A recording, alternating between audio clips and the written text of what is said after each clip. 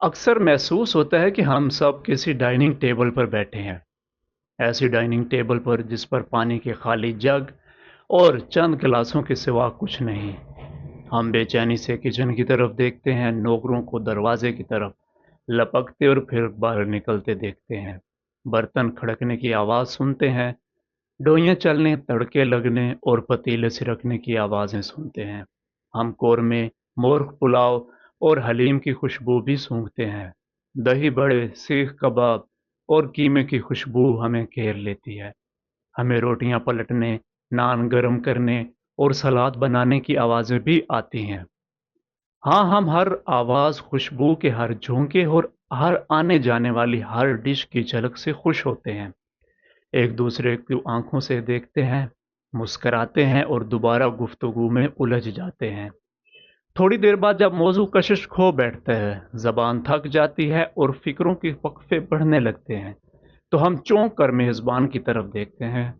वो मुस्कुराकर किचन की तरफ देखता है और फिर हमारी तरफ मुड़कर कहता है, फिक्र न करें, कड़ी के लिए पकोड़े तले जा रहे हैं, खाना बस आया ही चाहता है।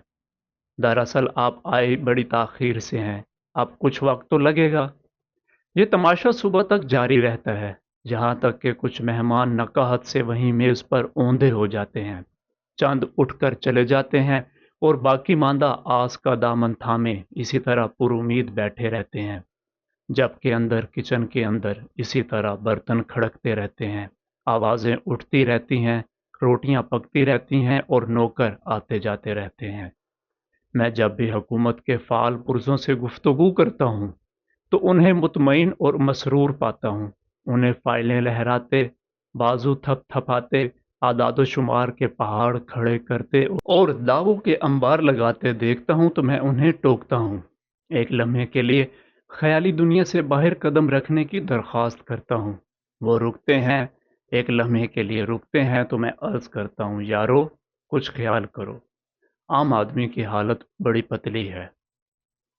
गैस की कीमत देखो, बिजली के यूनिट को देखो, 5-5 हज़ार रुपए के बिल कौन देगा? गैस का बिल 4,000 रुपए किसकी जेब से अदा होगा? कौन अपने बच्चों की फीसें देगा? ये लोग कैसे जिंदा रहेंगे?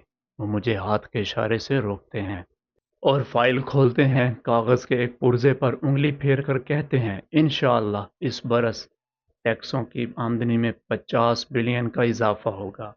हम पेट्रोल की मद में 31 बिलियन रुपए बचाएंगे, कपास की फसल से 11 बिलियन इजाफी आमदनी होगी, 21 बिलियन की एक्सपोर्ट्स बढ़ेंगी, हम 9 बिलियन का चावल बेचेंगे, हमें आईएमएफ 22 बिलियन डॉलर की इमदाद देगा और हम दिफाई बजट में 2 मिलियन की कमी करेंगे। बस अल्लाह ताला के फजलो करम से सारे मसाइल हल हो जाएंगे। महंगाई कम हो जाएगी, गैस, बिजली और पेट्रोल की कीमतें गिर जाएंगी, तनख्वाहें बढ़ जाएंगी।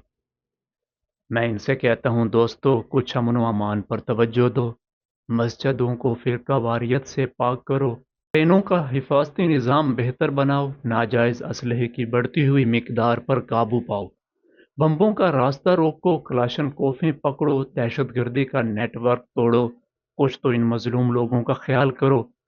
वो मुझे हाथ के इशारे से रोकते हैं, फाइल खोलते हैं, कागज़ों का दस्ता बाहर निकालते हैं और फिर पूरे यकीन से कहते हैं, जनाब आप समझें अब तो हर मसला ही ख़त्म हो गया। सीसीडी आने की देर है, सारे दहशतगर्द भाग जाएंगे। खिदमत कमेटियां अपने अपने इलाके में अमन व अमान की बहाली की कोशिशें शुरू कर देंगी। खुफिया इदारे फ़िरका वारियत का ज़ोर तोड़ देंगे। पुलिस के लिए वज़ा करदा नया निज़ाम लॉ एंड ऑर्डर की सारी सूरत हाल दुरुस्त कर देगा और सरसरी अदालतें मुजरमों को इबरत की अलामत बना देंगी। बस अल्लाह अल्लाह खैर सल्ला। मैं इनसे कहता हूँ, साहिबो कुछ सरहद पार की सूरत हाल पर भी तवज्जो करो। दुश्मन हमले की तैयारियां कर रही हैं। अमेरिका जनूबी एशिया में अपने मोहरे बदल रहा है। अफगानिस्तान आग अब उधर भी धुआं दे रही है। भारत मकबूजा कश्मीर में कश्मीरी आबादी की डाउन साइजिंग कर रहा है। सरहद पार से सैकड़ों जासूस इधर घुस आए हैं। वो मुझे हाथ के इशारे से रोकते हैं, कोई दूसरी फाइल निकाल कर दिखाते हैं, मुस्कुराते हैं और फिर दावा से कहते हैं, नहीं जंग नहीं होगी, पेंटागन के माहिरीन का कहना है भारत कभी सरहद अबूर करके पाकिस्तान में घुसने का रिस्क नहीं लेगा, और इस जंग के बाद तो वाकई ही नहीं लेगा। ट्रंप का भी यही ख्याल है और जेडी वैंस भी यही कह रहा है। कुछ हम भी कील कांटे से लेस हैं, या अब तो हमारे पास होरी भी है, तुम फिक्र ना करो। मैं इनसे कहता हूँ हजरत, इस मुल्क में 45 अरब रुपए सिर्फ हुकूमत चलाने पर खर्च हो रहे हैं। मेहरबानी फरमाकर हुकूमती अखराजात ही कम करो। ईवान सदर, वजीर आजम house, prime minister house, governor houses, वजीर आला हाउसेज, MNA और MPA हॉस्टल की निजकारी करो। वजीरों, मुशीरों और चेयरमैनों के खर्चे कम करो। सरकारी गाड़ियों की तादाद घटाओ। पेट्रोल की हद मखसूस करो। नौकरों चाकरों की छुट्टी कराओ। सादगी इख्तियार करो। वो मुझे हाथ के इशारे से रोकते हैं, फाइल निकालते हैं, उंगली फेरते हैं और कहते हैं सदर ने 1 माह में इतने मुलाजमीन फारिग किए, प्राइम मिनिस्टर सेक्रेटेरिएट से इतने लोग दूसरे महकमों में खपाए गए, इन इन खर्चों पर पाबंदी लगाई गई, यहाँ यहाँ ज़रब लगाने का मंसूबा है, इधर इधर से अखराजात समेटे जाएंगे। मैं इनसे कहता हूँ आका, इन गुलामों के लिए इस निज़ाम की चंद खिड़कियां ही खोल दो, हवा के चंद झोंके तो अंदर आने दो। इंसाफ सस्ता करो, जुल्म रोक दो, तालीम आम करो, कानून को नरम करो, सीधा बना दो, अदालतों को दुकानें बनने से बचा लो, थानों को अकूबत खानों से दूर कर दो, पुलिस कांस्टेबल को कसाब ना बनने दो, नाप तोल का निज़ाम ही ठीक कर दो, कमी को जागीरदार से बचा लो और मुल्क को फॉरेन इन्वेस्टरों के चुंगल से आज़ाद करा लो। वो मुझे हाथ के इशारे से रोकते हैं, फाइल निकालते हैं और कागज़ उठाकर पढ़ना शुरू कर देते हैं। नई आईनी पैकेज से लोगों को उनके दरवाज़ों पर इंसाफ मिलेगा। हुकूमत 2030 तक पूरे मुल्क में तालीमी इनकलाब ले आएगी।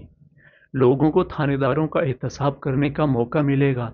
अदालतों में हर शख्स को पूरा पूरा हक दिया जाएगा। नाप तोल में बेईमानी करने वालों को कड़ी सजा दी जाएगी।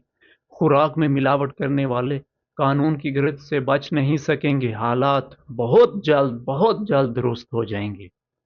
यकीन फरमाइए, मैं जब भी हुकूमत के इन पुरजों से बात करता हूँ, मुझे यूँ महसूस होता है लोग डाइनिंग टेबल पर बैठे भूख को बहलावे दे रहे हैं और अंदर बर्तन खड़क रहे हैं, डोइयाँ चल रही हैं, तड़के लग रहे हैं, पतीले पतीलियाँ सिरक रही हैं, कोरमे, मुर्ग, पुलाव और हलीम की खुशबू उड़ रही है, दही बड़े, सीख कबाब और कीमे की महक आ रही है, रोटियां पलटी जा रही हैं, नान गरम किए जा रहे हैं और सलाद काटा जा रहा है, लेकिन बाहर कुछ नहीं आ रहा।